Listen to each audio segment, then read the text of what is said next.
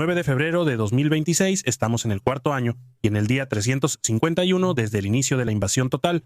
Bienvenidos, les saludo. En el informe diario de la situación, en el informe de hoy veremos primero las consecuencias del último atentado contra un general ruso, así que veremos la información más reciente al respecto. Veremos movimientos en el frente, especialmente cerca de Bakhmut. También veremos lo que los ucranianos descubrieron en el campo y lo que es mejor evitar, además de mucho más. Tras el atentado contra el general ruso Vladimir Alekseyev, del que informé 3 días, el Kremlin culpó de inmediato a Ucrania y amplió rápidamente las acusaciones, lo cual tampoco es inusual. Que el Kremlin acuse directamente a Ucrania por eso, por supuesto, también tiene sentido, especialmente en una guerra como esta. Y que Ucrania, por supuesto, quisiera causar la muerte del general, también es lógico, aunque todavía no se tengan hechos al respecto. Según la versión del Servicio de Inteligencia Interior ruso, el FSB, no solo habría estado involucrado el servicio secreto ucraniano, sino también Polonia. Así, el incidente se internacionaliza muy pronto, un patrón habitual en casos políticamente delicados. El FSB informó que 2 sospechosos detenidos confesaron su participación. El presunto tirador fue reclutado por el servicio secreto ucraniano en agosto de 2025. El acto fue apoyado por servicios secretos polacos y el hijo del presunto autor, residente en Polonia. Por el intento de asesinato supuestamente le habrían ofrecido unos $30,000. Según la versión rusa, el hombre tenía un pasaporte ruso, pero raíces ucranianas y, en el momento de su reclutamiento, se encontraba en Ternópil. Luego llegó a Rusia por vías irregulares y disparó a un general ruso. Moscú también busca dar al caso un matiz político interno. Uno de los sospechosos sería miembro de la Fundación Anticorrupción, considerada extremista y terrorista en Rusia. No se sabe si esto es cierto. Así, el atentado se muestra como operación de inteligencia extranjera y parte de una supuesta red de enemigos internos. Alekseyev fue baleado y herido gravemente la semana pasada en el vestíbulo de su edificio. Medios rusos informan que ya puede comunicarse. Permanece como subdirector de la inteligencia militar GRU y es figura clave en el poder ruso. Se le atribuye coordinar al grupo Wagner en Ucrania y operaciones de inteligencia rusas en Siria. Mire este tanque de la Segunda Guerra Mundial. Lleva un rodillo para limpiar minas a la derecha. ¿Cómo funciona este aparato? En el rodillo se colocaron cadenas que giran rápidamente gracias al rodillo y golpean las minas haciéndolas explotar. Tiene sentido, ¿no? Bueno, observe estas innovaciones rusas. Construyeron una casa alrededor de un vehículo y pusieron un sistema similar en los lados, como un ventilador con cables de acero. ¿Has metido la mano en un ventilador encendido? Yo no, pero no es recomendable. Por eso los rusos hicieron protección para tanques. Si un dron entra, lo destruyen. Si un soldado cae, lo azotan y puede morir por las heridas. De esta manera, cada lado está bien protegido, excepto, por supuesto, el techo, donde los drones aún pueden atacar y donde casi siempre atacarán. Claro, es un error de diseño, pero quizá pueda montarse en un buchanca como aquí, porque ya sabemos cómo estos vehículos buchanca también se usan para la logística. Y también lo mucho que les gusta servir como objetivos para los drones. Como casi no tienen blindaje, los rusos igual los usan en estos recorridos. Ahora, queridos espectadores, aprendamos de nuevo sobre el comportamiento en el campo. Ya sabemos que los rusos atacan con vehículos civiles. A veces también atacan con caballos. Eso también lo hemos visto muchas veces. Entonces la pregunta es, ¿por qué deberías guardar el equipo necesario todo junto en la cajuela? Y además en un vehículo civil, y luego pararse en medio de un grupo grande en un campo abierto al frente? La respuesta pueden imaginarla o verla sin censura en Telegram. Si sigues la carretera desde Bakhmut al norte, llegas a un tramo del frente al oeste de Soledar. Los rusos avanzaron más y acamparon en Nikiforivka, Privila y Minkivka, estos 3 lugares aquí. Recordamos la batalla por Bakhmut hace ya más de 2 años, que terminó mal para los ucranianos. Los rusos sufrieron pérdidas muy altas, causando el colapso de varias brigadas.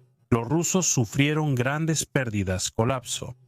Pero también vemos que los rusos siguieron atacando después. Por Ivanivsky, Bodanevka y el canal Mittelfinger hacia Shastivia, vemos una batalla con grandes pérdidas. Shastivia ya fue casi conquistada. El pueblo vecino sigue rodeado, pero el frente no ha cambiado en meses. Ahora los rusos han iniciado una ofensiva por la M03 al noroeste. Y vemos esta carretera aquí, que lleva a Sloviansk, una de las últimas grandes ciudades que quedan en el Oblast de Donetsk, Sloviansk y Kramatorsk. Y básicamente eso es todo. Si incluimos aquí también a Kostiantynivka en cuanto a las grandes ciudades de este Oblast. La cuestión ahora es que los rusos quieren seguir aumentando la presión.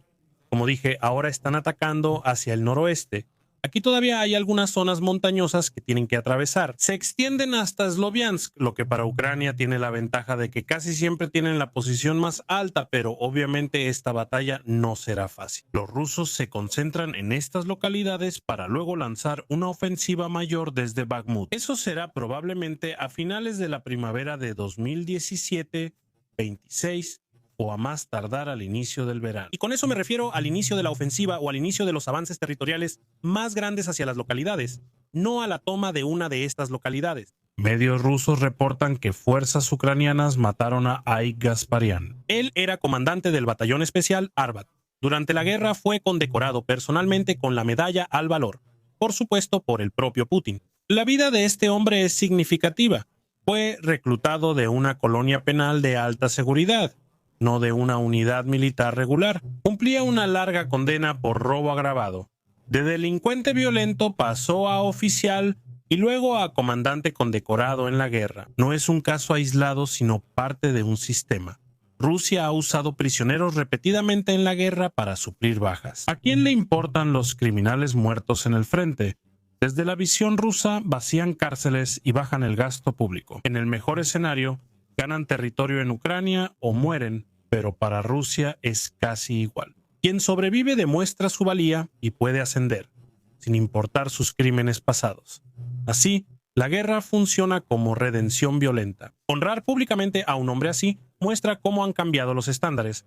Ahora importa más la disposición a luchar o matar que el pasado o el Estado de Derecho. Y su muerte, por lo tanto, tal vez sea solo una pequeña pérdida en combate desde el punto de vista militar, como muchas otras, pero política y moralmente para un ejército que cada vez más se nutre de las reservas oscuras de su sociedad. Drones ucranianos atacaron una planta química en Redkino, entre Moscú y Tver. Informes iniciales señalan un ataque exitoso a un objetivo industrial elegido deliberadamente. Redkino está muy adentro del territorio ruso, lejos del frente. Un impacto. Eso subraya el alcance cada vez mayor. Incluso instalaciones industriales lejanas al combate siguen siendo vulnerables. Las plantas químicas en Rusia son clave económicamente y proveen insumos para armamento, logística e infraestructura militar. Pilotos de drones de la 82ª Brigada ubicaron un refugio de vehículos ruso. En un antiguo hangar encontraron vehículos inusuales, por un lado vehículos militares y por otro también vehículos civiles y motocicletas. Y como se puede ver al fondo, caballos que poco a poco van asumiendo la logística rusa en la zona del frente. El hallazgo muestra, por supuesto, lo improvisada que está funcionando la logística rusa en algunas partes actualmente. Esto no es nuevo para nosotros, pero aquí vemos varios vehículos, autos y motocicletas que muestran intentos de mantener la movilidad pese a la falta de material. El uso de caballos, por otro lado, indica claramente un regreso a métodos simples, especialmente para el transporte fuera de caminos pavimentados o cerca del frente. Aunque también hay que decir que ya hemos visto ataques a caballo y que no solo tienen un propósito logístico. El Estado Mayor ucraniano reporta ataques a objetivos militares rusos, incluyendo un almacén de drones en Rostov. Ucrania informó la destrucción de unos 6,000 drones que estimaban había en el almacén, aunque no se sabe la cifra real. Otro ataque se dirigió a un almacén de municiones ruso en la zona ocupada de Jersón. Estos golpes dificultan los ataques rusos, retrasan operaciones y obligan a Moscú a invertir en protección y traslado, aunque casi nunca lo vemos. La destrucción de arsenales de drones afecta una capacidad clave de la que Rusia depende en la guerra. Gracias a suscriptores, miembros del canal, tripulación de Alke y en especial al teniente coronel Dreneke, Roberto Siller, Dietrich Freyci y Meyer Hofer. Suscríbanse, den like y comenten. Hasta el próximo informe.